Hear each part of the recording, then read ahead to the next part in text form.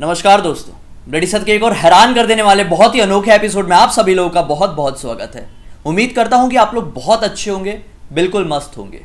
दोस्तों, मैं आप लोगों का तहे दिल से शुक्रिया अदा करना चाहता हूं कि आप लोगों ने मेरे कल के वीडियो को इतना ज्यादा प्यार दिया, आप लोगों को पसंद आया, आप लोगों को अच्छा लगा। उम्मीद करता हूं मेरे आने वाले वीडियोस भी आप लोगों को पसंद आते रहेंगे और उन वीडियोस को भी आप लोग अपने दोस्तों, अपने परिवार वालों के साथ शेयर करते रहेंगे। तो चलिए आज का ये वीडियो स्टार्ट करते हैं। दोस्तों, हम लोग पिछले काफी दिनों से देखते आ रहे हैं कि अफगानिस्तान की कितनी ज्यादा हालत खराब है। वहां के लोग बहुत परेशान हैं, भुखमरी फैली हुई है, सरकार हिल गई है, पूरा देश हिल गया है और इसके पीछे का कारण सिर्फ और सिर्फ तालिबान ही है। लेकिन दोस्तों, आज के इस वीडियो में मैं आप सभी लोगों को एक ऐसी अनोखी जानकारी देने वाला हूं जिसकी मदद से आप लोग सीधे सीधे ये जानेंगे कि ऐसा कौन सा श्राप था जो गांधारी ने अफगानिस्तान को दिया था, क्यों दिया था। कहीं ना कहीं से इनडायरेक्टली अगर हम इस बात को ठीक तरीके से समझे ना, तो गांधारी का श्राप जुड़ा हुआ है अफगानिस्तान से और अफगानिस्तान की हालत सिर्फ और सिर्फ गांधारी की वजह से हुई है। अब अगर आप लोग गांधारी नाम से नहीं समझे कि मैं किसका जिक्र कर रहा हूं, तो मैं थोड़ा डिटेल में बताता हूं। गांधारी यानी महाभारत का एक बहुत ही चर्चित पात्र, जो कि कौरवों की 100 कौरवों की माता थी। गांधारी जिन्होंने अपनी आंखों में पट्टी बांध ली थी। गांधारी वही जिन्होंने रणभूमि में अपने 100 पुत्रों को खो दिया था।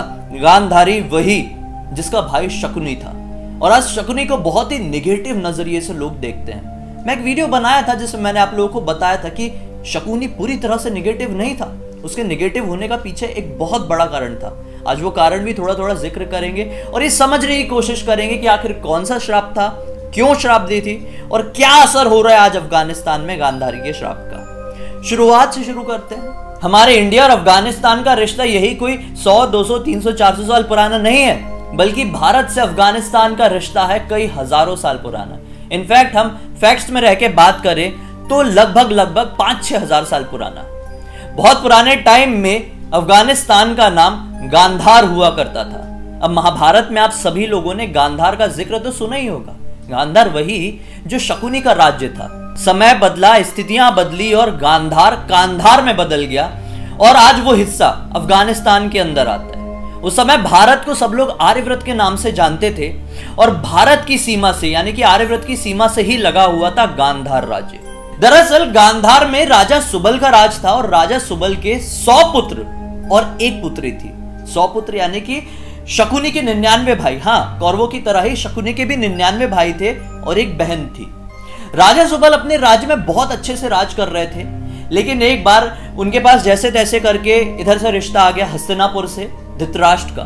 जब पता चला कि गांधारी एक मांगलिक है, तो गांधारी का विवाह उनके ही मायके में एक बकरे से करवा दिया गया था और उसके बाद उनका विवाह करवा दिया गया धृतराष्ट्र के साथ। जब धृतराष्ट्र को यह पता चला कि भाई मेरे विवाह होने से भी पहले गांधारी का विवाह एक बकरे से हो चुका है, तो उनको बहुत ज्यादा प्रॉब्लम हुई, बहुत ज्यादा क्रोध आया और इस क्रोध के चलते उन्होंने गांधार में आक्रमण कर दिया, यानी कि अपनी ही पत्नी के मायके में, और फिर उनके राज्य के शासन को बंदी बना लिया, यानी कि राजा सुबल और उनके पूरे 100 पुत्र को बंदी बनाकर अपने कारागृह में डाल दिया। वहां पर उनके ऊपर बहुत बुरा अत्याचार किया। मैं किसकी बात कर रहा हूं? धृतराष्ट्र की बात कर रहा हूं। यानी कि धृतराष्ट्र ने अपने ससुर और अपने सालों के ऊपर ही इतना ज्यादा अत्याचार किया।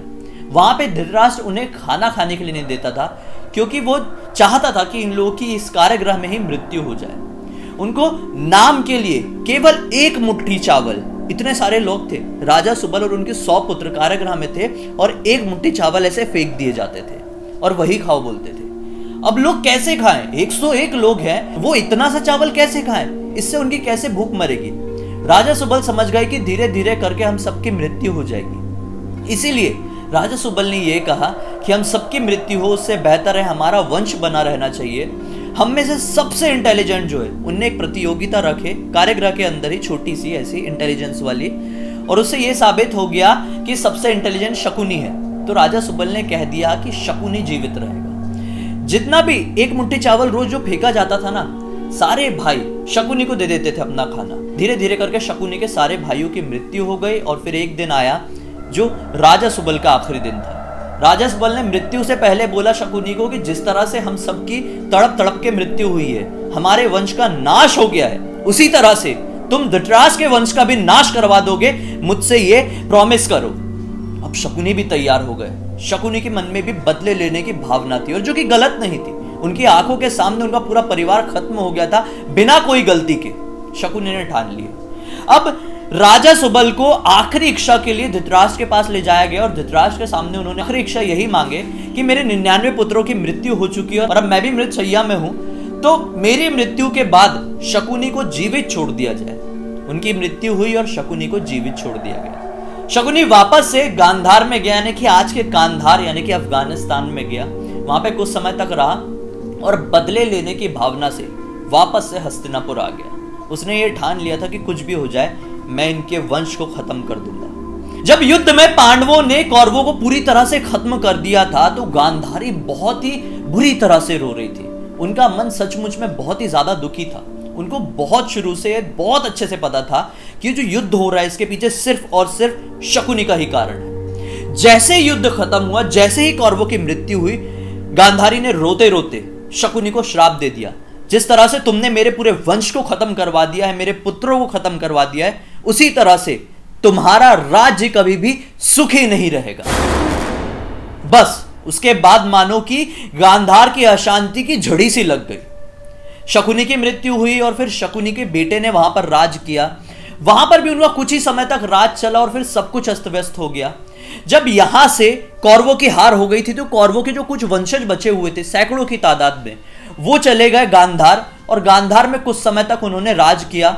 और फिर बौद्ध धर्म का बहुत ही बड़ी मात्रा में प्रचलन हुआ, मतलब बहुत सारे लोगों ने बौद्ध धर्म को एक्सेप्ट करना शुरू कर दिए। फिर कौरवों के भी कुछ लोग थे जो कि वहां से निकलकर दूसरी कंट्रीज में चले गए, दूसरे द्वीप में चले गए और वहां पे उन्होंने अपना राज किया। यहां पर आया सिकंदर। सिकंदर ने अपनी पूरी दुनिया में अपनी शक्ति का परचम लहरा चुका था। पूरी दुनिया को मालूम था कि सिकंदर में बहुत ज्यादा ताकत है। सिकंदर ने कांधार को जीतने के लिए कांधार में हमला किया, लेकिन काफी दिनों तक युद्ध चलने के बाद भी सिकंदर गांधार को जीत नहीं पा रहा था। फिर कुछ समय बाद सिकंदर के हिस्से में अफगानिस्तान यानी कि कांधार आया तो सही, लेकिन वहां पर उसका शासन बहुत अच्छे से नहीं चल पाया। उसके बाद आए वहां पर मौर्य वंश के राजा अशोका आए। राजा अशोका के बहुत सारे वंशज आए, वहां पर राज करने की कोशिश की, लेकिन वहां पर सुख और शांति थी ही नहीं। 11वीं शताब्दी में गजनबी वहां पर पहुंचा और इस्लाम धर्म की पूरी तरह से नींव उसने गांधार में डाल दी, और गांधार का नाम बदल के उसने कांधार कर दिया और कुछ हिस्से को और अपने अंडर में ले लिया, और फिर उस हिस्से का नाम रख दिया अफगानिस्तान। लेकिन गजनबी के साम्राज्य के बाद भी वहां पर सुख शांति कभी नहीं रही। कभी रशिया ने, कभी अमेरिका ने, कभी अलग अलग गुटों ने अफगानिस्तान को परेशान करके ही रखा। वहां पर कभी भी सुख शांति नहीं रही। कभी कोई हमला करता था, कभी कोई परेशान करता था, लेकिन कभी उनको चैन की सांस नहीं लेने दी जाती थी। अभी कुछ थोड़ा समय के लिए ठीक हुआ ही था कि अफगानिस्तान में तालिबानियों ने हमला कर दिया और वहां की सरकार को खत्म कर दिया। वहां पर सब कुछ अस्त व्यस्त कर दिया, वहां की जमीन को हिलाकर रख दिया। दोस्तों, गांधार का सीधा सीधा जिक्र हमारी होली बुक्स में मिलता है, हमारे भारत की ही बहुत ही पवित्र किताबों में मिलता है। जैसा कि मैंने बताया, ऋग्वेद में, उत्तर रामायण में और महाभारत में भी इसका जिक्र था। और फिर हमें महाभारत के जिक्र से ही यह पता चला कि गांधारी ने श्राप दिया था कि वहां पर कभी सुख शांति नहीं रहेगी। तो क्या आज जो कुछ भी अफगानिस्तान में हो रहा है, या फिर इतने टाइम से जो कुछ भी अफगानिस्तान में होता आ रहा है कि वहां पर शांति नहीं है, वहां पर लोग चैन से नहीं जीते हैं, उसके पीछे क्या सीधे सीधे गांधारी का श्राप जुड़ा हुआ है?